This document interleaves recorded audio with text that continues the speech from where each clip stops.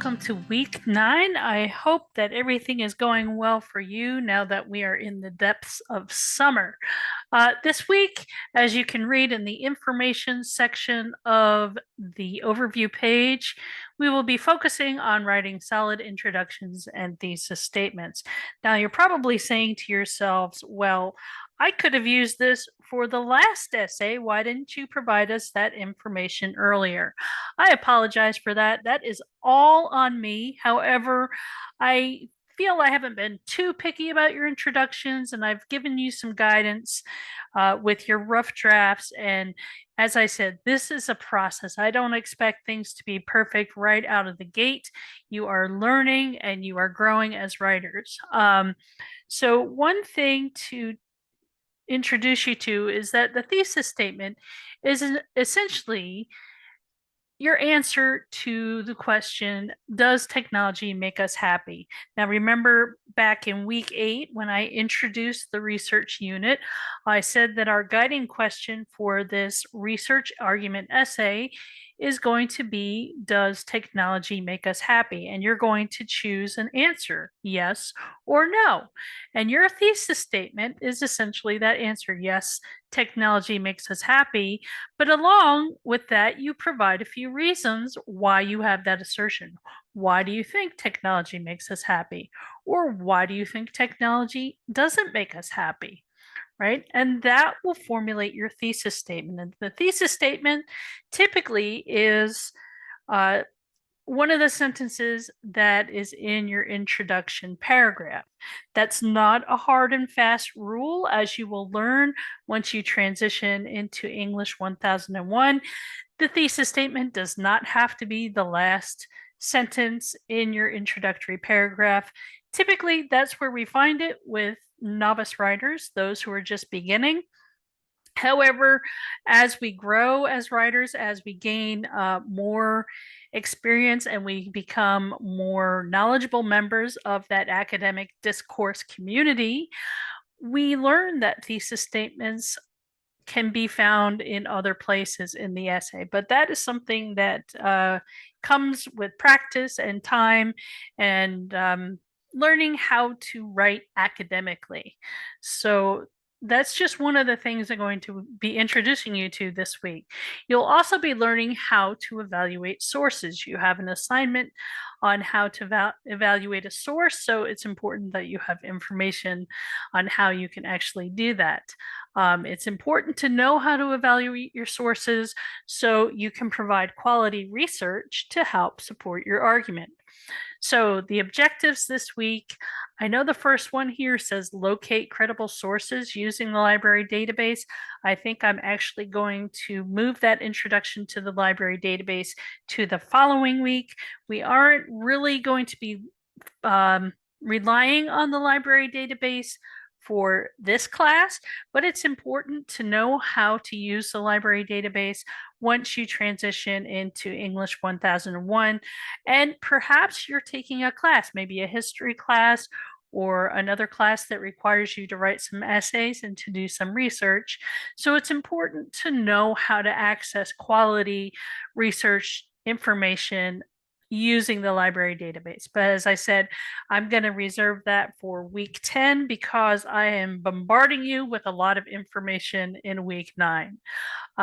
You'll also be implementing correct MLA citation and format. We'll talk a little bit about that. Choose a position and stance related to your chosen topic, essentially answering the question, does technology make us happy? Yes or no. You're going to draft a working title, claim, and thesis statement. I think that might be for next week as well. I apologize for that. And then evaluate sources for suitability for your topic. So that said, those are some of the objectives that we'll be dealing with for this week and for next week. Sometimes I repeat some of the objectives because it's something that we're working kind of in a scaffolded kind of way. So for the readings this week for grammar, you are learning about modifiers. Now, I know last week when I tried to pull up the Grammarly website on my computer via this link, it would not open for me. I think that's because I had some kind of firewall set up that wouldn't let it open. Let's see if that's the case this week. It is not. So this takes you to the page on Grammarly, explaining what modifiers are, how to use them correctly, and providing you with some examples. So it's important that you read through this information and understand what modifiers are, right? Modifiers are words that modify their sentence's meaning. So we have two examples here. I rode the train. And then we have a little bit more wordy example here. I rode the earliest train into the city. So it's telling us what type of train and also where the train was going. So that modifies the meaning of the sentence a little bit. Sometimes we can run into trouble when we're using modifiers. That makes the meaning of the sentence a little bit unclear or a little bit confusing. So there are some examples here about modifiers. Squinting and dangling modifiers. You've probably heard the phrase dangling modifiers. You weren't quite sure what that meant. So this here on the page explains that to you, as well as the different kinds of modifiers that you will come across in writing. So that will be information for the grammar quiz. It's grammar quiz number 9 because we're in week number 9. So make sure that you read that Grammarly page. From the writer's practice, there is a section on pages 135 to 140 in the PDF version of the text. Why should I trust this? Understanding sources. That is essentially the foundation for the assignment that you will be doing this week with the worksheet source evaluation. And I will talk about that later on in this video. We also have the module from the RET Lab on evaluating sources. It's additional information. There are a lot of pages that have practice and examples. You don't have to work through the practice problems if you don't want to, but if you feel that's something that you can benefit from, by all means, go through those practice problems. Likewise, we have a Canvas page here regarding Google and Wikipedia for research. I'm going to open that up so you get a little look at it. This is actually from a text that I sometimes use with my English 1001 classes called The Writer's Loop. And this is planning your research and evaluating sources. So this is just their information of what they wrote in the textbook regarding Google and Wikipedia for research. They are not no-nos, but you have to learn how to use them the right way so that you can get reliable information. So please read that page. And then we go into our next 2 readings. We have Stop Googling, Let's Talk. That is an article from the New York Times by Sherry Turkle. Sherry Turkle is a researcher who looks into how we communicate with each other digitally. She talks about social media, the internet, our phones, yada, yada, yada. She knows her stuff. The woman has a PhD and is an expert in her field regarding digital communication. Likewise, we have another article by Chiki Davis called 4 Ways Technology Can Make You Happier. So we have kind of the flip side of, Turkle here is saying you need to put your phone down, you need to communicate face to face, because when our noses are buried in our phone, it's making us very unhappy.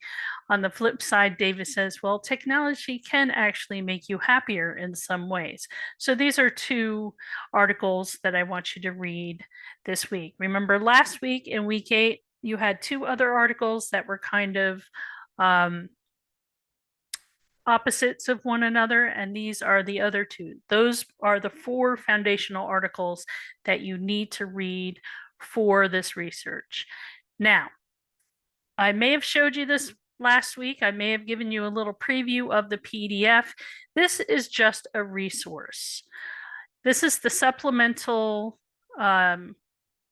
sources for answering the question, does technology make us happy?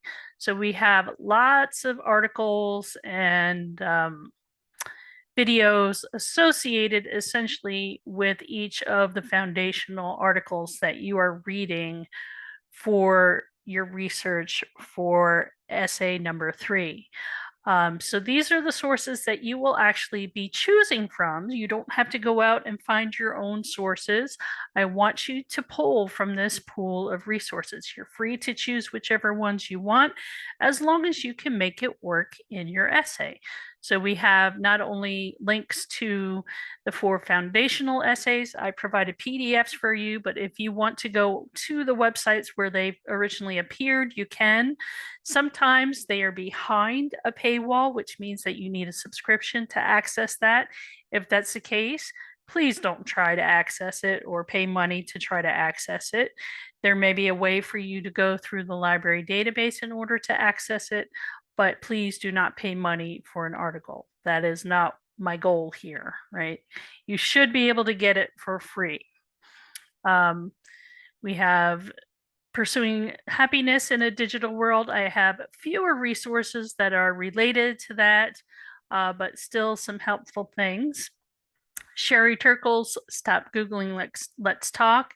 This one is from the New York Times, and I know that you need a subscription to access the New York Times. So you might be able to, because I think they allow people 4 free articles per month or something like that. I always go over my limit of 4 free articles per month, so I can almost never access the things that I want to access. But then I also have a link to Turkle's biography. See here, she is a professor at MIT, which is a very notable institution of higher learning. Information from the Pew Resource Center, so on and so forth. And then the last essay or the last article from Cheeky Davis, her biography, as well as a few other resources related to this article. So that's the supplemental sources for our research question. I don't know why that does that all the time when I go back. Okay, so those are the readings. I have a couple of recommended readings. I'm going to pull these up in case you're interested. The first one is an infographic. Know your sources. So this one just is an infographic that talks about each of the various social media platforms: newspaper, popular magazine, professional journal, scholarly journal, so on and so forth, and explains the differences of each of them, talks about publishing, so on and so forth. Here we have, 500 million tweets are published globally, whereas 4,931 articles are published globally. As opposed to the US, we have more US articles here. Degree of scrutiny before a source is published. Obviously, things published on social media are very rarely scrutinized. So, it takes seconds for tweets, minutes for other platforms. YouTube, a video will often, it might take a little bit of time to scrutinize it, but not a ton of time. Whereas articles written for scholarly journals, as opposed to popular magazines and online resources, take a little bit longer. So things that are published in textbooks go through quite a long process of scrutiny, whereas things that are posted in newspapers or magazines, usually hours to days, and usually only a couple of reviewers. For academic sources, which is this one down here, there's usually a panel of peer reviewers. It goes through several steps of peer review.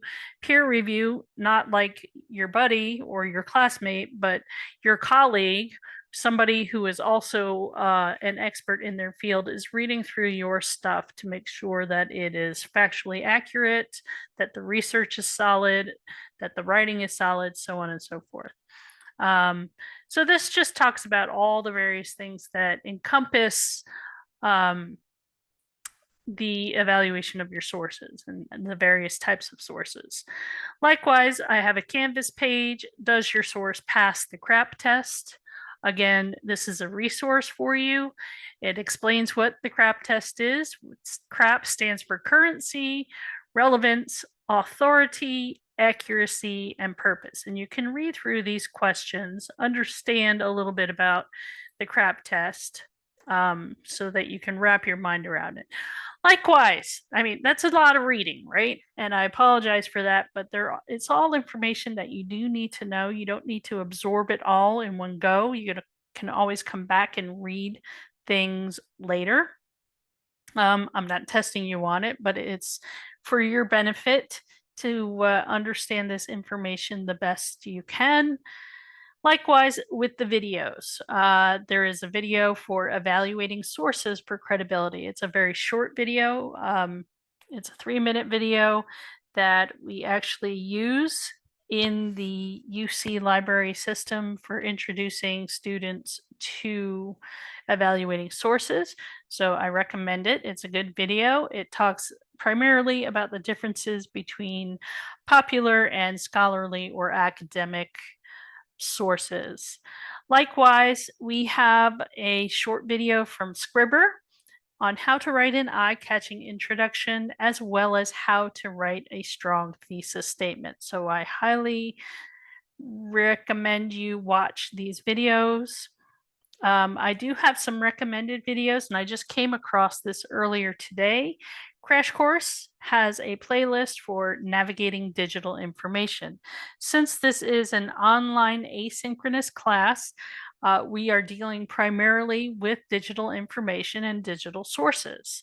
So this playlist is really informative. I don't require you to do all or to watch all of the videos, but I find that they're really interesting. So I recommend it if you have time. And the 2 videos that I have listed below relate to what we're trying to learn about this week. So the first one is Who Can You Trust? It's roughly 14 minutes long. And then there's another one that goes a little bit more in depth on how to use Wikipedia wisely. And that's roughly 14 minutes. That's a lot of stuff. Don't get overwhelmed. Chip away each day and do the best that you can with the information and the resources that I've provided for you. So, as I said before, we have grammar quiz number 9, which is dealing with modifiers.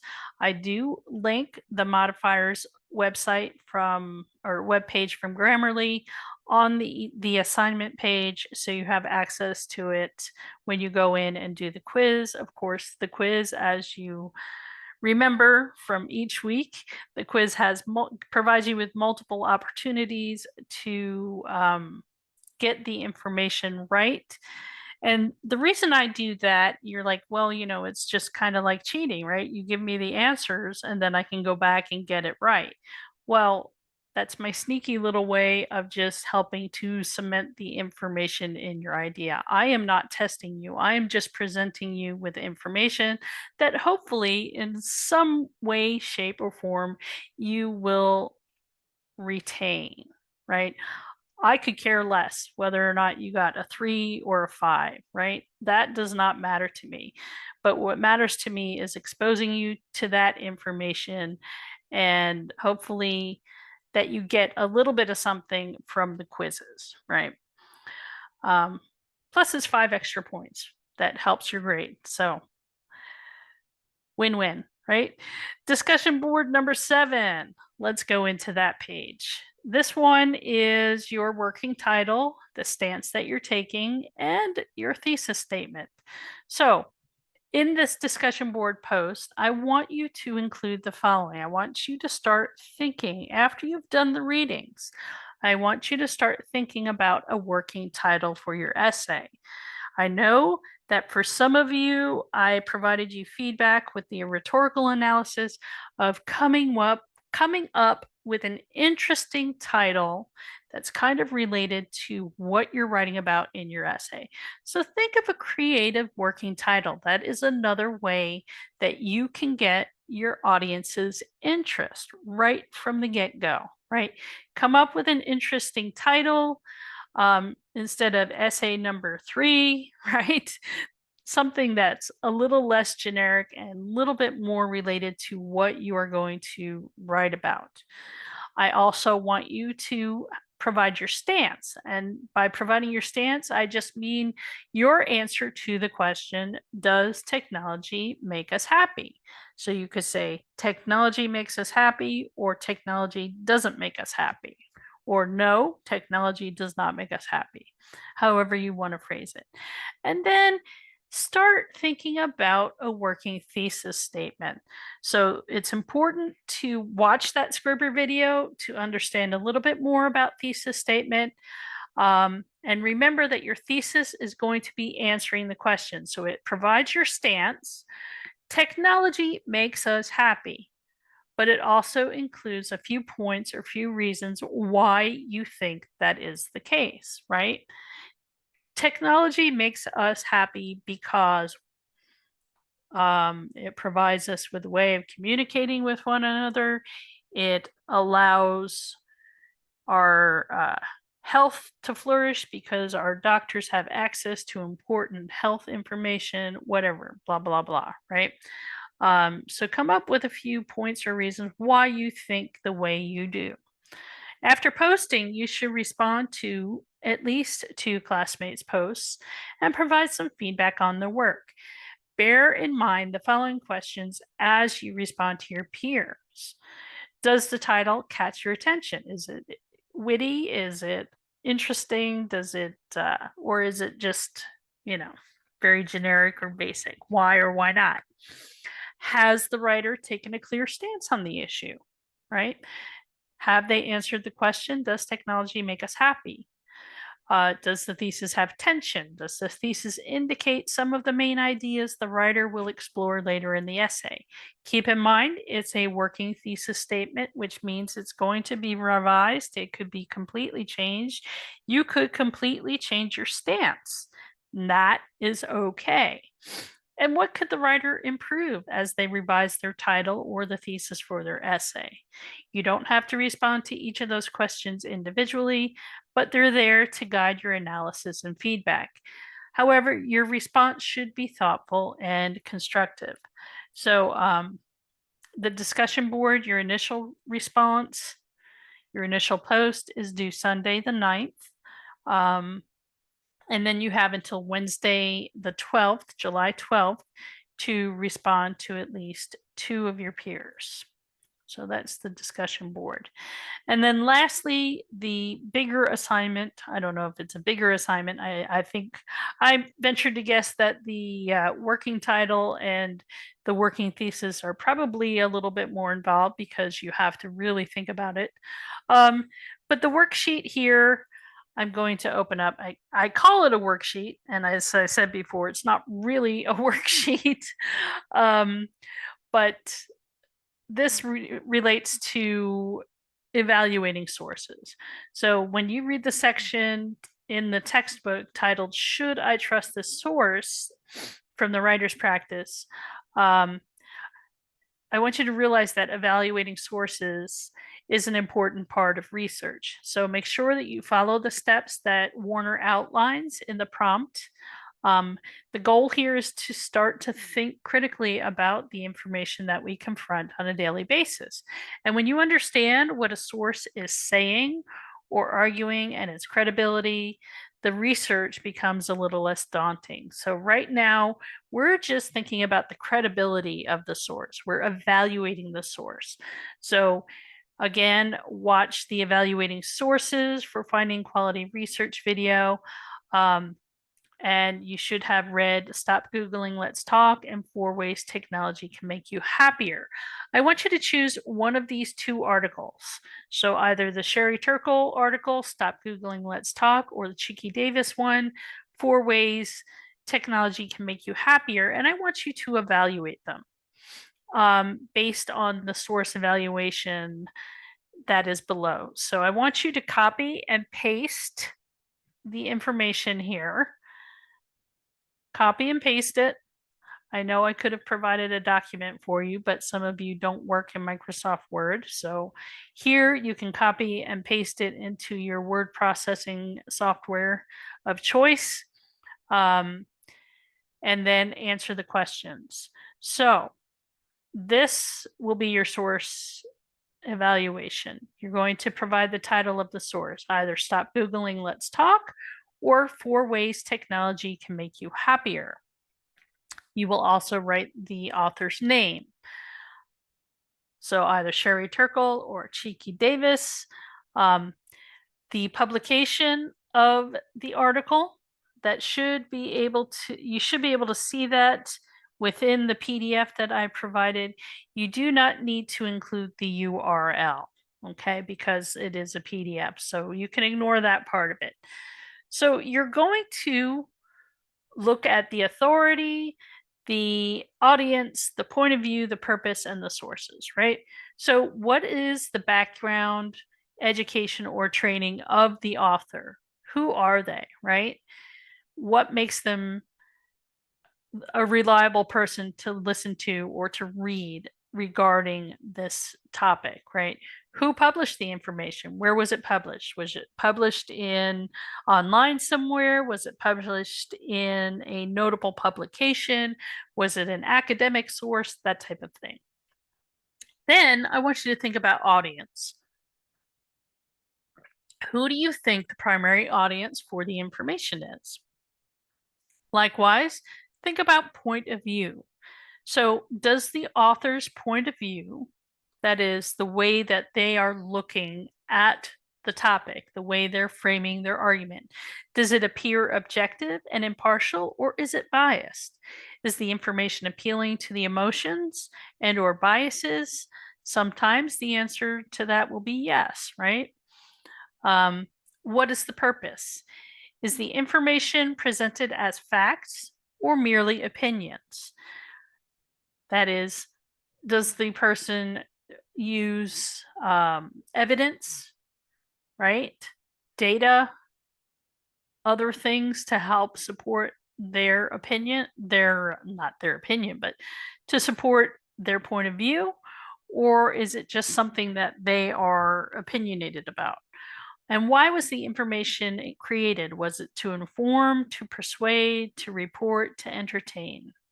Lastly, look at sources. Does the author or the creator cite their sources? Do they use references to other experts? Do they have a work cited? Are there hyperlinks within the document? Perhaps there are. If the sources are included, are they credible sources, or are they sources to their best friend's blog or some Twitter feed, right? These are all important information, important points that I want you to cover as you start to evaluate sources. This is setting the foundation for a task that you will be called to do later on in your academic journeys in English 1001, and if you go on to take English 2089, as well as any 200 level course and above. You will probably be called upon to do an annotated bibliography. And this is a part of what you do when you are annotating a certain source, right? So here is the foundation of looking at sources and really evaluating them for their credibility and their usefulness. So You just have to evaluate one or the other of the articles. I hope that is clear. If it is not, please make sure that you reach out to me and ask for clarifications, and I will explain it in a better way. Okay. So that is that for this week. I know it's a lot of information. I don't want you to get overwhelmed. It's best to start at the beginning of the week as soon as the uh, the module is open. Start reading, start watching, and then chip away bit by bit. You don't have to all do it all in one day. Don't wait until Saturday to suddenly start reading all of this stuff that I've presented to you. That's a surefire way to get overwhelmed, right? Carve out a little bit of time each day so that you can digest the information. Again, the biggest things to read, make sure that you are looking at these two main articles assigned today, as well as any of the other information. But these are definitely the two you want to focus on if you're pressed for time. At least you'll be able to complete the source evaluation assignment. All right, good luck, everybody. I hope you enjoy week 9. As I said, I know it's a lot of information, but it's information that will carry over into the following week as well. So don't get overwhelmed by it. Take care and good luck. Bye-bye.